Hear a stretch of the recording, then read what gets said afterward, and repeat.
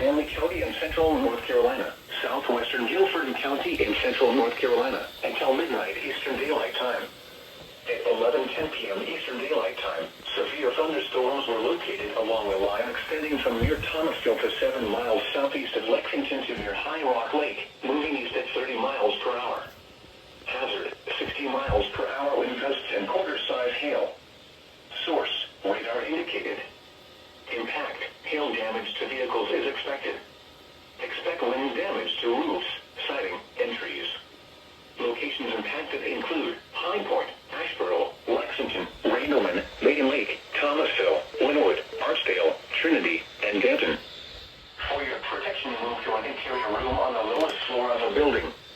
Repeating, a severe thunderstorm warning has been issued until midnight Eastern Daylight Time Tuesday for the following counties in North Carolina: Davidson, Montgomery, and Stanley.